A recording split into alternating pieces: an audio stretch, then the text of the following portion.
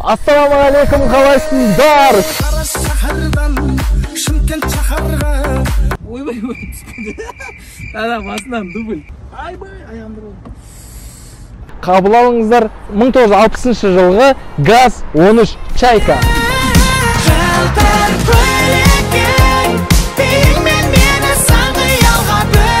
Қонаев атамыздың гаражынан алған Чайка деп аталатын, яғни ГАЗ-13 көлігін таныстырды. Дәл қазіргі сәтте мен атамыз отырған жерде емес, атамыздың жүргізушісі, яғни шофері отырған жердем. Сол себепті видеоны соңына дейін көріңіздер. Жазылып тіркелуді мүлдем ұмытпаңыздар. Кеттік.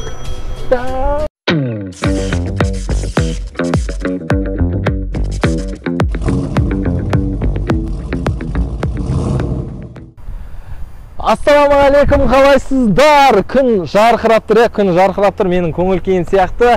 Ерғазы Әзімханұлы және де Қазретро гараж бір айдан кейін, ровно прям бір айдан кейін сіздермен қайта қауышты. Құрметті достар, осы бір ай бойы қол тимей кетті біріншіден, екіншіден андай көптеген ойлар мазалап, қалай қызық қылсақ болады деп. Себебі осының алдындағы Мустангты түсірген кезде прям менде ой болған, мына жарып шығады. Өйткені бұл Ford Mustang қой, бұл деген легенда ғой деп ойладым да. Бірақ ол машина 16 000 қаралым жинағаннан кейін кішкене көңіл күй түсіп, одан кейін ары қарай қалай двигаться етеміз, қалай жылжимыз деген ойлар мазамды алып сөйтіп жүрген кезде бір ай өтіп кетті. Және де құттықтап қойсаңыздар болады, жақында ғана мен әке атандым, Айла есімді қызым дүниеге келді. Сол себепті осының барлығы қарбаласып жатқан сәтте Қазретро гаражды ойымнан шығармадым. Сөйтіп міне дәл бір айдан кейін біз Алматыда емес, Астанада емес, Таразға келіп қалдық, менің туған жеріме. Міне дәл осындай керемет табиғаттың аясында бүгін сіздерге керемет көлікті көрсеткелі жатырмыз. Жай ғана көрсетіп қоймаймыз. Біз ол көлікпен түрлі эксперименттер жасап, сіздерге уәде еткендей, біз сол көлікпен Тараз халқын таңғалдырып, таксовать ететін боламыз. Ендеше контент күтіңіздер, керемет контент болатынына мен өзім сенімдім, біздің команда сенімді. Сол себепті видеоны соңына дейін көріңіздер. Жазылып тіркелуді мүлдем ұмытпаңыздар. Кеттік. Қара шаһардан Шымкент шаһарға келін болып кеттің қалай лайлап. Бастарым әнім, басқаны жаным, шын бақытты еттің қалай лайлап. Қара шаһардан Шымкент шаһарға келін болып кеттің қалай лайлап. Бастарым әнім, басқаны. Құрметті Қазретро гараж көрермендері, сіздер білесіздер, біз әрқашан қарапайым болуға, сіздерге сөзіміздің барлығын шынайы жеткізуге тырысамыз, контентімізді ерекшелендіріп отыруға тырысамыз. Бүгінгі күнде дәл сондай болмақ. Себебі мен қанша биіктесем де халқымнан төмен екенімді ұмытпадым деген керемет сөздерді қалдырған, осыдан 28 жыл бұрын осы өмірде бізді қалдырып, өзі о дүниелік болған керемет кісі Димаш Ахметұлы Қонаев атамыздың өзінен бастамақпыз. Яғни Димаш, енді біз тарихи канал болсақ, біз Димаш атамыз туралы көптеген сөздер айтып, тарихын айтып, жалпы барлық өмірін айтатын едік. Бірақ енді біз білесіздер, Қазретро гараж деп аталғандықтан біз көліктер жайлы, ретро көліктер жайлы каналды жүргіземіз. Сол себепті бүгінгі күн дәл осынысымен ерекшеленеді. Біздің Димаш атамыздың гаражындағы көлікпен сіздерге контент жасамақшымыз. Ендеше қабыл алыңыздар. Дәл айтып тұрмын, андай шатасып емес, не емес. Дінмұхамед Ахметұлы Қонаев атамыздың гаражынан 1960 жылғы ГАЗ-13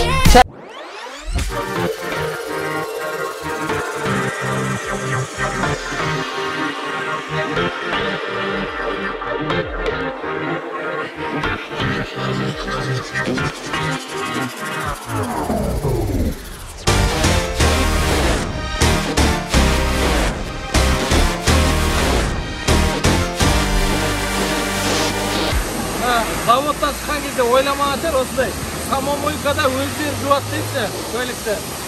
Ол заманда өздері жуған ғой үйлерінде.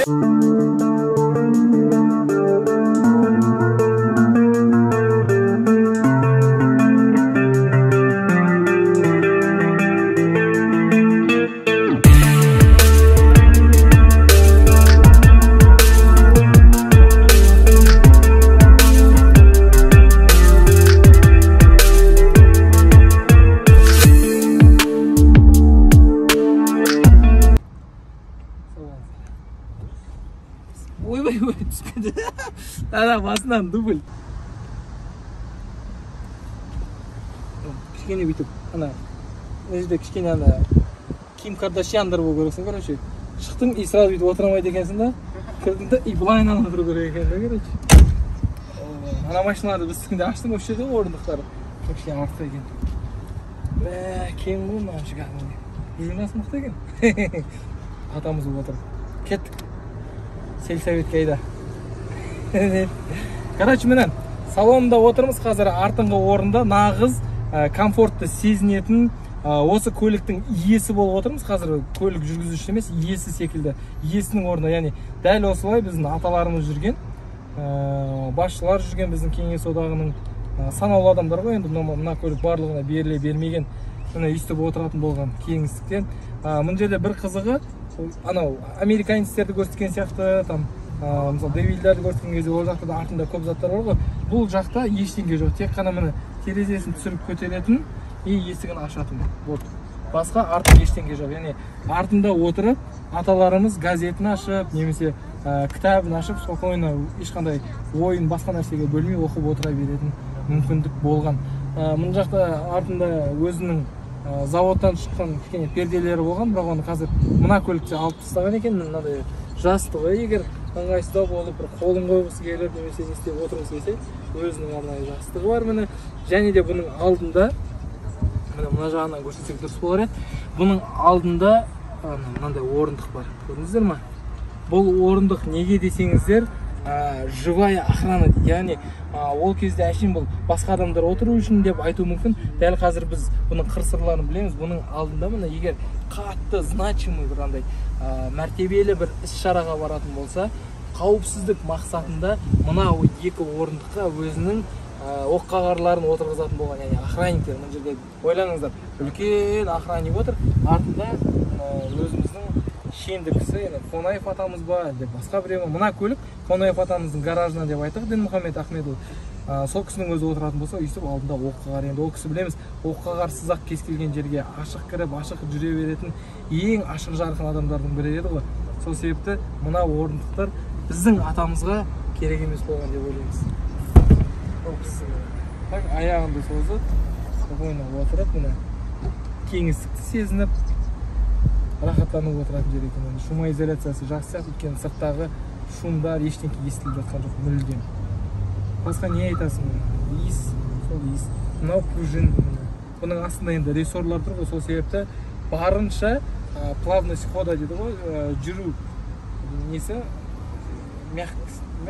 Таза орысша çıxты ғой. Именно осындай терминдерді қазақшаландырып айту кішкене қиындау, сол себепті сіздер де түсініп қалыңыздар. Басқа айтатын ештеңе жоқ. Мына терезе ашылады, егер қатты ауа жетпей қысылып жатса, мына жақтан келіп жатқан ауа жетпей жатса, мына терезені де міне бүйтіп ашуға болады. Ішке сыртқа ашылады. Көрдіңіздер ме? Ана жақта үлкен кісілер қарап қойды отыр. Мына көлікке таңғалмай қарайтын кісілер жоқ қой, короче. Бәрі таңғалып кетіп, көзімен жүгіріп өтіп. Сол негізі маған өзіме жеке артынан гөрі алды қатты қызығырақ сияқты. Өйткені енді арты комфорт, ештеңке істемейсің да, сол ештеңке істемегенің сенің ішіңді пыстырып жібереді сияқты. Мен өзім алда отырып, прям көргім келіп жатыр көлікті, барынша тексеріп, біз қазір көреміз. Экраннан алыстамаңыздар, мына телевизорда да реклама басылатын кезде сияқты. Бізде ешқандай реклама жоқ. Кеттік енді алдына барайық. Мына жері бүйтіп прям кіргені бүйтіп, или мен дұрыс емес кіріп жатыр. Мүмкін былайынан бірінші баспен кіріп алып, содан кейін барып бүйтіп отыру керек шығар мүмкін. Өйткені мен сразу оны біздің машиналар секілді бүйтіп кіре салып бүйтіп отырайын деп жатырмын да, и бүйтіп мына аяғым қырып кетіп жатыр. Біз отырып барып мына аяқты алатын едік қой. Сол себепті кішкене ыңғайсыздау болып жатыр. Сол үшін бұған да үйрену керек екен. Кеттік алдына. Айбай, аяғымды болды. Айттым, сразу шығып кетіп, сразу кіріп кете алмайсың. Бұда кажется бүйтіп тұрасың, сосын барып шығатын сияқты. Айбай, тобылымдыр болған соң. Сенчуриде түсірген кезде айтып едіңіздер, император деп миллион рет айттыңдар ғой деп. Енді Дінмұхамед Ахметұлы Қонаев атамыз деп миллион рет айтатын болдым. Енді дәл қазіргі сәтте мен атамыз отырған жерде емес, атамыздың жүргізушісі, яғни шофер отырған жердем. Керемет. Слоновая кость деген не ғой, руль. Ё-май, пілдің несі ғой, сүйегі дейтін.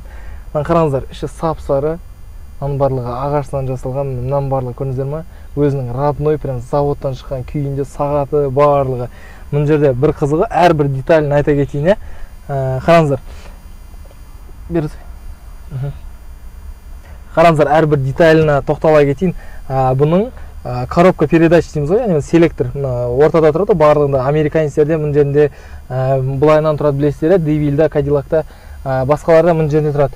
Бұда қазіргі замандағы жасап жатыр ғой, қазір ойбай кнопкамен десе таңғалып жатамыз ғой, Теслаларда қай машина дейді, бір кнопкамен бүйтіп ортасында кнопканы басатын, Ягуарларда сондай ой деймін. Бұда міне 59 жылдан бастап осылай қолмен кнопочный режимде басылатын болып селектор істелген. Автомат, мына жақта айттым, трехступенчатый, бағана сырт моторды айтқан кезде. Көріңіздер, міне драйв, мында нейтралка, задний ход дегенді қараңыздаршы, орысша, зх. Мына жақта тіпті барлығының өзі орысша жазылған. Бізге түсінікті тілде орысша жазылған. Енді біздің қазақ аталарымыз шығарғанда қазақша көлікті бұрында қазақша жазылып тұратын бет, бұны Совет одағы кезінде жасаған, сол себепті орысша. Туманный фары, міне стеклочный свет, міне подсос, газ, даже мына жердің өзінде қараңыздар, воздухоприток, вентиляция деп барлығы орысша, міне прям хромның үстінен кәдімгі ойылып тұрып жазылған ғой. Ана бір жүрегіңе кішкене жақын болады екен, өзіміздің аталарымыз, осындайларды жүргеннен апаларымыз үлкен. Бұл көлікті білесіздер, барлығына сата бермеген. Бұл көлікті тек қана избранный дейді ғой. Санаулы ғана адамдар, кәдімгі еңбегі сіңген, яғни заслужить еткен адамдар ғана мінетін болғандықтан біз осы көлікті сұратын ішінде отырмын. Иісінің өзі бірандай ескі заманның 50-60 жылдардың атмосферасын біліп тұр. Мына материалдың өзі, бұл енді реставрация кішкене жасалған, мынаның барлығы. Бірақ реставрацияның өзі прям өзінің родной қандай болған, сол типте жасалған, яғни материалдың өзін подбирать етіп барлығын. Мынау түстің өзін подбирать ету үшін осы көлікті алған адамның атасы бар ғой, Қонаев атамыздың гаражынан алған. Сол кісі мынаны өзі өз көзімен подбирать еткен. Яғни бұның дизайнын жасаған адам, жалпы интерьерінің дизайнын жасаған адам, ол Пьер Карден деп аталатын француз дизайнері. Француз келіп, мынаның барлығын тігіші, шов қалай болады, мынаның барлығы түрлері қалай болады, хром қалай болады, соның барлығын сол Пьер Карден деген танымал дизайнер ойлап алған. Дәл соның барлығын мына орнына келтіріп қойылып, маған үлкен бір жұмыс жасалған көлік қой бұл. Мен енді ол кездегі кісілердің бойлары қандай болған білмеймін, бірақ мынау артқа жылжымайды да, орындық. Алдыға, артқа, оңға жылжымайды. Сол себепті міне өйстіп, егер мен бойым бір кішкене 2 метр болған кезде, мен мына жерге симай отыратын едім ғой, примерно. Но қазір сиіп отырмын, сол себепті маған ыңғайлы болады, егер біз қазір бұмен туда-сюда жүретін болсақ. Вон хозяин. Дәл қазіргі сәтте біз машинамен таныстыруға көшеміз. Енді бұл көлік жайлы айта беруге көп айта беруге болады. Біз осыған дейін американдық Кадиллактарды көрсететін едік қой. Дәл сол Кадиллактарды образец ретінде алып, өздеріне Кадиллак, Паккарт деген көліктерді бүйікті алып, осы Кеңес одағының мықты-мықты дизайнерлері, әсіресе Еремеев Арыстан деген кісі, Лев қой енді орысша. Сол Арыстан деген Арекең осы нені алып, дизайндарды алып, изучать етіп, толықта 50-60 жылдары білесіздер, неше түрлі көліктер, анау айтады ғой, ракетаға ұқсайтын американдықтар неше түрлі өздерінің Эльдорадоларын шығарып жатқан кезде, Кеңес одағы да құр қалмай өздерінің мықты высший класстағы шенді кісілеріне көлік ойлап табамыз деп, дәл осы мына 59 жылы әлемге осы Чайка деп аталатын, яғни газ 13 көлігін таныстырды.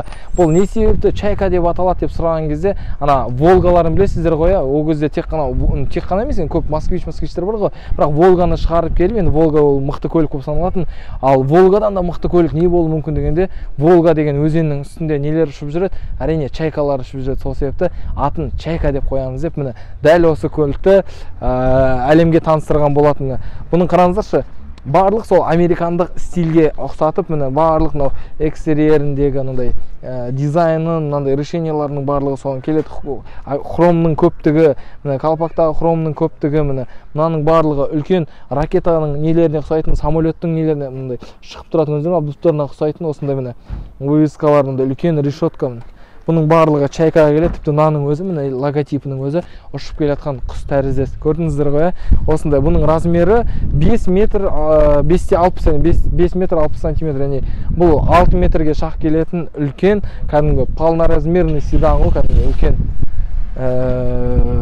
Ішінде негізінен бұл көліктен де жарысы бүйтіп айдауға емес, бағана айттық, шенді кісілер отыру үшін артындағы адамға ыңғайлы қылып соққан.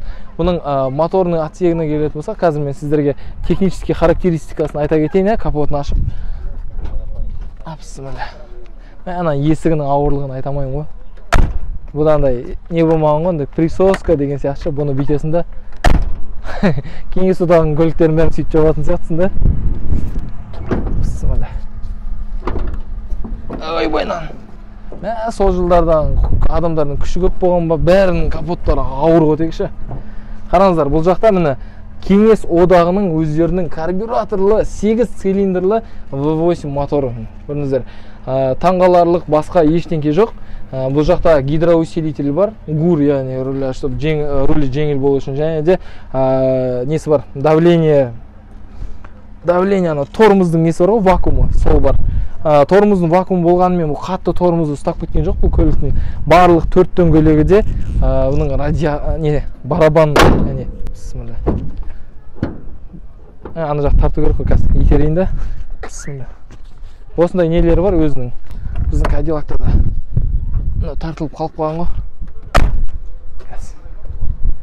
И ананы итересін де жабылады. Күшті. Қазіргі көліктер сияқтандай тықетаға өзі жабыласап деген жоқ қой. Барлығын итеріп, тартып, сөйтіп жабасын. Айтпақшы, сіздер үшін тырысып көрдіңіздер ме? Жел болып тұрғандықтан біз петличкамен жүгіріп жүрміз. Сол үшін келесіз айтмаңыздар, дауыс сонша емес болды, мынандай болды деген секілді.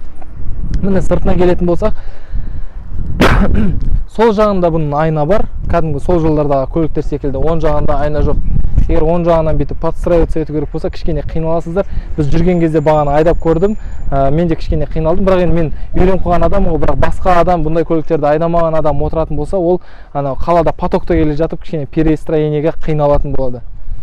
Міне мынаның барлығы, міне узорларының барлығы міне чайкадан құстың ұшқандарына келтірілген, бүйтіп көрдіңіздер ме?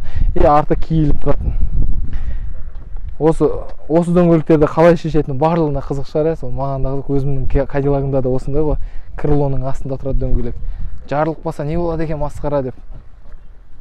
Так, мынаның барлығы логотип өзінің, чайканікі, газдікі. Багажнигінің үлкендігі осындай. Мына жерге екі адамның басынан кірпішпен арасына фук-фук. Ана жақта полиция қызметкерлері тұр екен ғой. Фукетті спокойно сыйғызып алуға болады деп айтын деген ғой сол жылдардағы кісілер. Бірақ бұл жаққа андай, білмеймін, енді ол кезде білесіздер қандай замандардан өтті, 50-ші 60-ші жылдар аталарымыз. Бұл жерге бір-екі қой нелерді салып беретін шығар. Мына сізге көке деп бір-екі қойлар жататын шығар, мына ішінде еттерді соғымға деп ше. Мына относительно ең қызығы мына артыңғы, мына боковойның артыңғы тормоздар көрдіңіздер ме? Фаралары, светоотражательдер, поворотниктері. Жалпы мына артқы жағы қызық. Мынаның барлығы мына анау американецтер істеді ғой, өздерінің көліктерін, Кадиллактарын барлығы осы ракетообразный дейді ғой, яғни сол жылдары барлығы космосқа ұшқандықтан кішкене ракетаға ұқсатқысы келді да машиналардың барлығы. И Кеңес одағы да одан қалқамайық деп міне өзінің көлігінің, ең мықты көлігінің артын осындай қылып істеген дизайн. Ол басқа айтатын ештеңкесі жоқ. Таңғаларлық ештеңкесі жоқ. 4 дөңгелегі де барабанный, арты рессор, айтпақшы. Арттары бағана біз отырған кезде көрдік. Ойлаңыздаршы, арты рессор деген білесіздер ғой, бүйтіп секіріп жүреді да. Еще рессордан бөлек іші пружина, орындықтары да. Ішкі орындықтары пружина, еще рессордың үстінде тұрғандықтан, мына прям ішіндегі адам секіріп отырады ғой прям. Едем, соседнее село на дискотеку деп секіріп отырады ішінде. Өзім бағана айдап көрген кезде алдында отырып айдадым, артында отырып көрген жоқпын, өкінішке орай. Бірақ отырып ішін интерьерін түсірген кезде артындағы кеңістікте отырып көріп сіздерге қазір көрсететін боламыз. Мына есіктердің барлығы қатты ауыр болып ашылып, ауыр болып жабылады. Жақта шумоизоляциясы барлығы жақсы болып, бұл көлік тып-тыныш болу керек қой негізі. Мына дөңгелектерінде өзінің ретро қалпақтары және де мына флипперлар. Көрдіңіздер ме? Аппақ резина. Бұл енді ретро көліктерге тән нәрселер ғой өзіне. И обилие хрома дейді, хром деген өте көп міне. Сол жылдары прям жылтыр деген, ол деген жылтырсыз көлік болмайтын болған, мынандай жылтырларсыз. Көрдіңіздер ме? Хром деген өте көп. Қаншалық хромы көп болған сайын көлік мықты болып саналатын ғой. Есігі ма? Үлкен көлік қой. Мына кісілердің бәрінде қызық болып тұрған сияқты қарашы. Автоматы. 60-шы жылғы машина. Менімен жасты кел. Сізбен жасты ма? Құрдас деп түсіріп алайық та фотоға сізге. Көкеміз дүниеге келіп жатқан кезде мына машина көлік ана заводтан шығып жатқан екен. Өте қызық да. Қалай сіздерге ұнап отыр ма? Әдемі ме? Әдемі. Қонаев атамыздың машинасы. Білем ғой, қалай мініп жүрген. Мынау Қонаев атамыздың дегенде андай әшейін сол кісілер мінген емес, прям сол кісінің гаражынан мына машина. Иә. Сол себепті тарихи көлік болғаннан кейін түсіріп жатқанбыз ғой.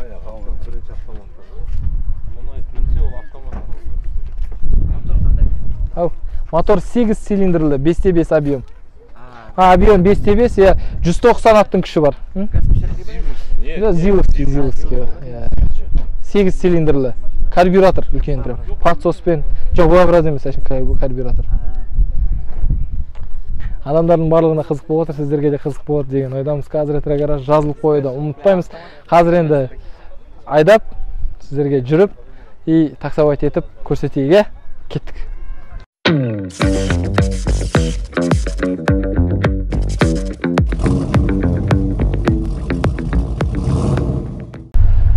Мына гурнамай қою керек қой, гурнамай.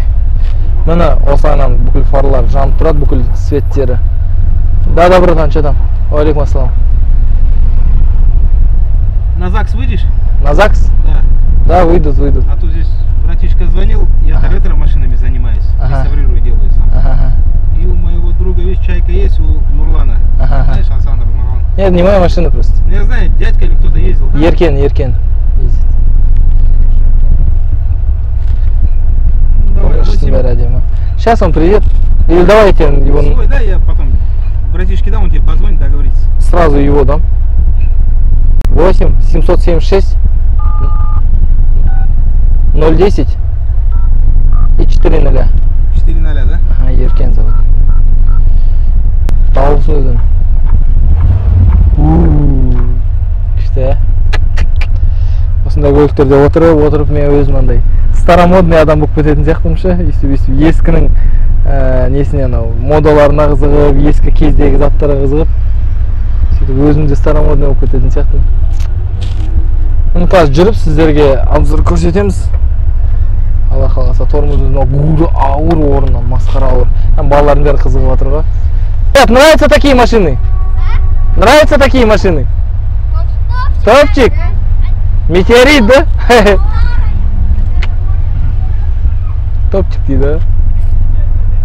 Аз ғой бұндай машина ұнамайтын адамдарға. Бірақ андай ерлер аз да, өздеріне алып алатын ше, прям. Былай шеттен қарап бәрі ұнайды деп айта береді ғой негізі. Үйсіп Қонаев атам жанында отырып әңгіме тұтқанда, ақылын айтып берсе да, балам, осыны істе, мынаны істеме, мынау дұрыс емес деген секілді. Ладно, кеттік. 2 раза это дальний, 1 раз. Оба раза. Тумафар ничего не надо, да? Все хорошо. Кеттік па, жігіттер, оталдырдық. Ағыласа, енді чайка мені қалай, но деген представительский бүкіл ата-бабаларымыз армандаған көлік қой. Біз осы ата-бабаларымыз армандаған біздің басшымыз прям Қонаев атамыздың гаражында тұрған көлікпен таксовать етейін деп жатырмыз. Көшеде егер такси тосып тұрған адамдар болса, ол кісілердің реакциясын түсіріп көрейік, таксовать етіп.